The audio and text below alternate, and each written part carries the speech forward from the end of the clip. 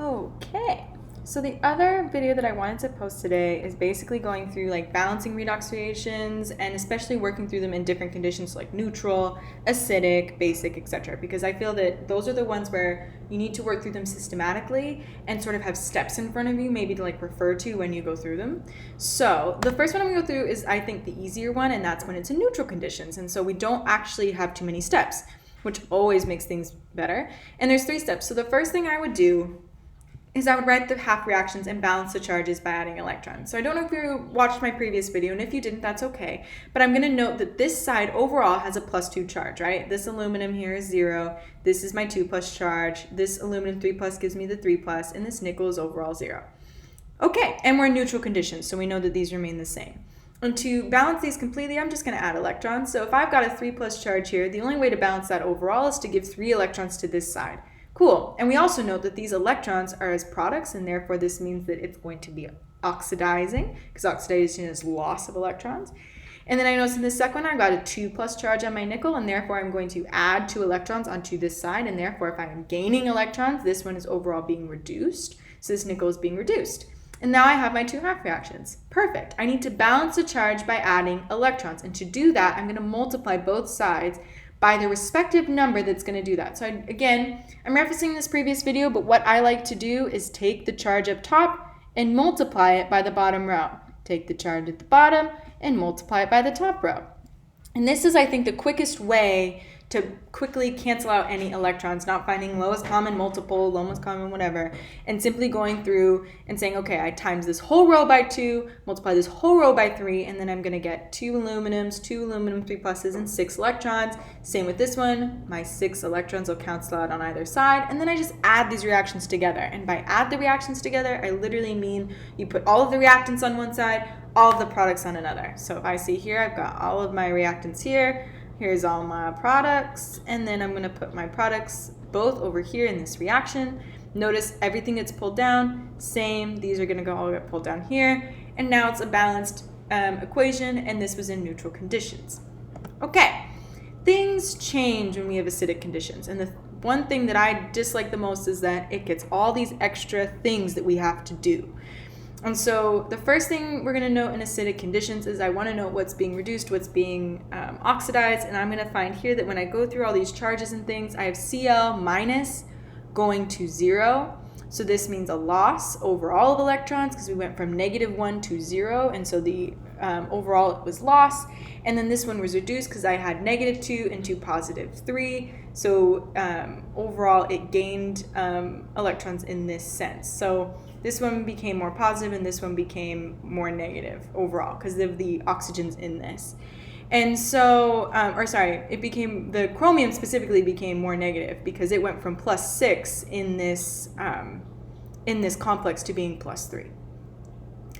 And also the oxygens, when we balance this out in the end, you'll see have also been reduced. But that was a preview of what I'm about to say. So the second thing we're going to do is we balance atoms that are not oxygen and hydrogen. Okay, so in this one, I noticed that I have 2 chromiums. Again, we're not balancing the oxygens, but I have 2 chromiums, so I'm going to need 2 chromium 3+.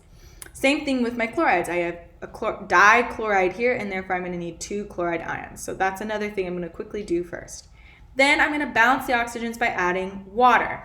And the way that I do that is, okay, so this has no oxygen, so this I just carry down to the next line, but this one does, and it specifically has 7, and so I'm going to need 7 waters. And then I need to balance the hydrogens by adding H+. You'll note that if you didn't add water, you normally don't need to add hydrogen, so again, this gets carried down below. But here, because I added 7 waters, that means I have 14 hydrogens, and therefore I'm going to put 14 hydrogens on this side. And then I balance the charges by adding electrons. So again, this was negative. This is now -2 on this side. And so this is going to need 2 electrons on this side in order to make it both -2. On this side, I have overall +12 for this side as well as +14. And then on this side, I have overall +12. And then on this side, because I have -2, right, and +14. So +14 -2 is +12. And then on this side, I have +6 and water is 0. And so then when I carry that over, it's like, okay, I'm going to need 6 electrons on this side, so 12 minus 6 aka 6 electrons, to get this to be +6 on this side and +6 on this other side, right? Okay, so now those are all balanced, and now I need to make the number of electrons equal. Now, when I look at this over here, to make the number of electrons equal, I see that I have to then multiply this row by 2, because there's 2 electrons here and 6 electrons here. Yeah, I could go through and multiply this by 2, but then we'd just be going back and forth and we'd be getting huge numbers. So I know that 2 electrons to 6 electrons means multiplying this line by 3. So then I have 6 chloride ions, 3 dichlorides, and 6 electrons in total. Perfect. I'm going to then add together these half reactions, and I see that my 6 electrons will cancel out.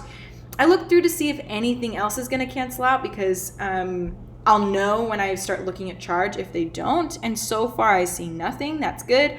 Then I'm just going to look at their charge. Okay, I have a -6 plus 14 minus 2. Again, this is a complex. Over here, +6, 0, and 0. Okay. Overall, I'm going to find that the charge overall equals +6, because I have plus 14 minus 8 is +6, and then I have +6 overall, and then 2 zeros. So there we go. I've done it.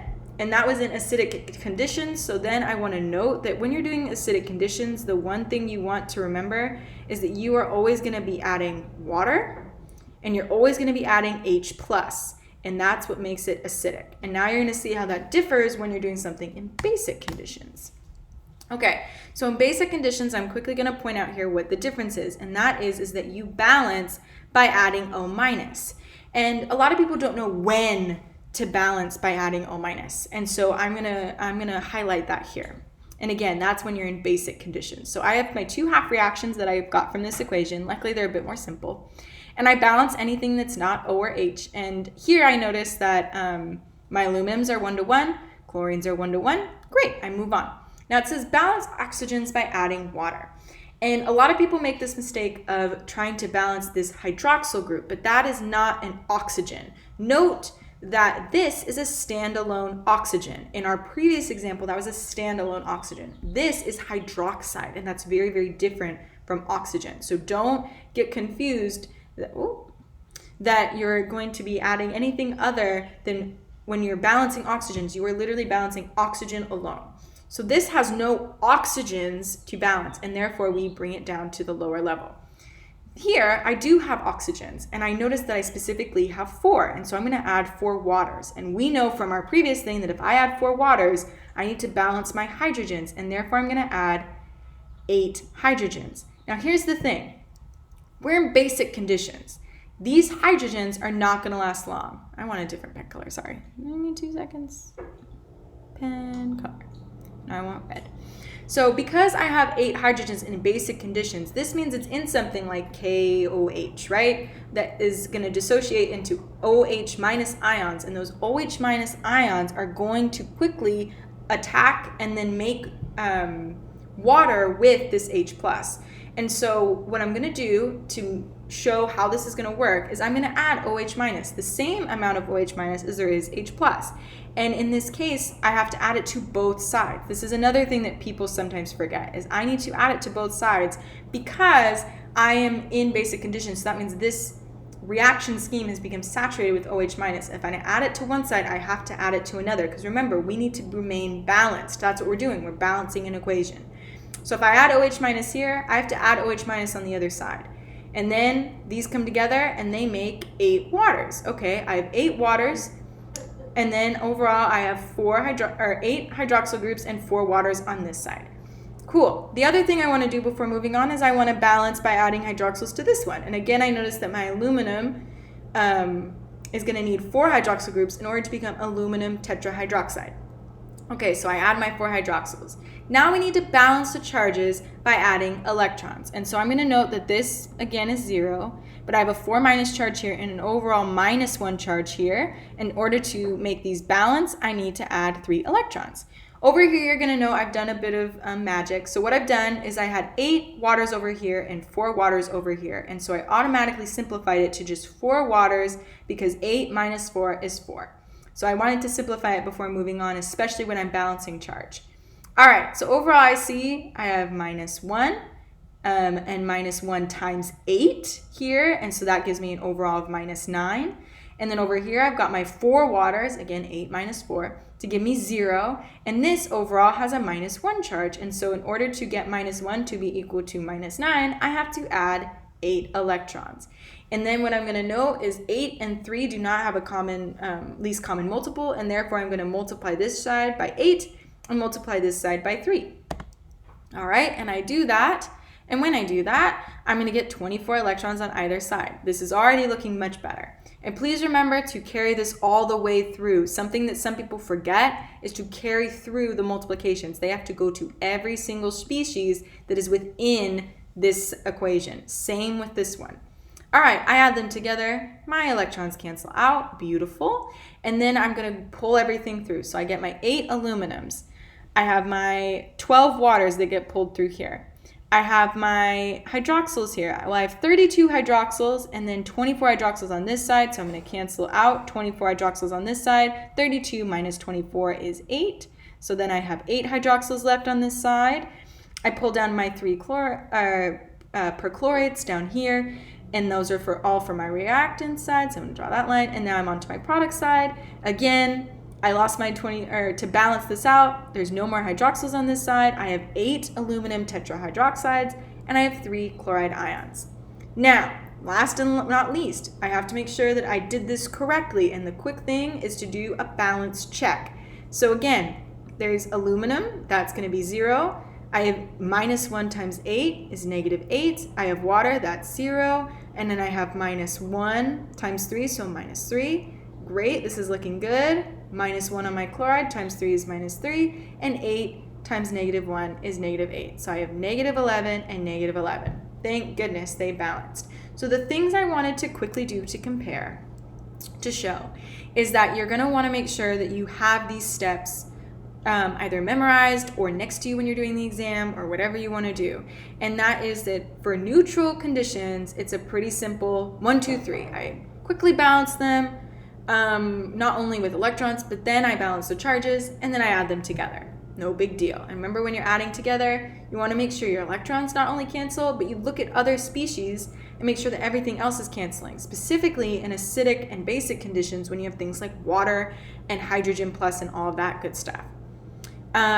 Here, the things to point out is that you need to make sure that you do balance atoms besides O and H first, because this is going to help when you're balancing your charges later. This does need to be done sequentially. You can't just mishmash them. And as well, you're going to want to do when you're balancing your oxygens, remember that you balance when there's only oxygens in that species. So not hydroxyls, oxygens. And then we're going to move through, and you're going to notice that you're balancing the charges, and you want to make sure that you remember that this is the charge on this singular atom, but you have 2 of them, and therefore the overall charge is negative 2. Same thing over here. This complex is negative 2, and then you have 14 multiplied by 1, and therefore plus 14 minus 2 is plus 12. And that's when we work through. Again, remember that if this is plus 12 and this is plus 6, you are balancing with electrons, not hydrogens. And so some people make the mistake of adding 6 hydrogens, but if you remembered from this equation over here, or not this equation, sorry, but this example over here, if you just add hydrogens or waters or whatever on the other side, they will cancel automatically, because remember I have 8 here and 4 here, so 8 minus 4 is 4. So you can't just go willy-nilly. You do have to remember that you're balancing only with electrons, and the only way to do that is to make this more negative. Sometimes it's just not as obvious when you're going through these equations, so become comfortable with making things more negative and electrons meaning negative. And again, the quick thing to do to make sure that you're doing everything okay is do this common sense check. Does everything equal the same on either side? And that's how you know you've done everything correct. Same thing here. The big trick with basic ones is this little bit here. Adding in those hydroxyl groups to balance out the water, because the water is then going to add hydrogens, and adding hydrogens means you have to add hydroxyls. So that's what it means by balancing by adding hydroxyls. Not only do you add it when there's direct hydroxyls in the complex, but also to get rid of your H+, because that cannot be there in a basic condition. So again, and then finally remembering that if you have 8 waters over here, but 4 waters as products, they will cancel each other, and you will have then 4 waters as your reactants in this case. It can be flip-flopped if it needs to be, but make sure to cancel out species as you go. It makes things much more simple. But again, be sure you can cancel out the species. Don't just go crazy. And then finally with this one, double checking here, another thing that was, again, all about that canceling, and that this is 32 hydroxyls and this is 24 hydroxyls. And that means that this will cancel and this will cancel as well. And this will leave you with 8 hydroxyls as your reactants. So just going back through and double check these steps, but most importantly, make sure that you understand the steps and understand how to do them. And thank you so much for watching. All right, guys, good luck, and I will see you next week.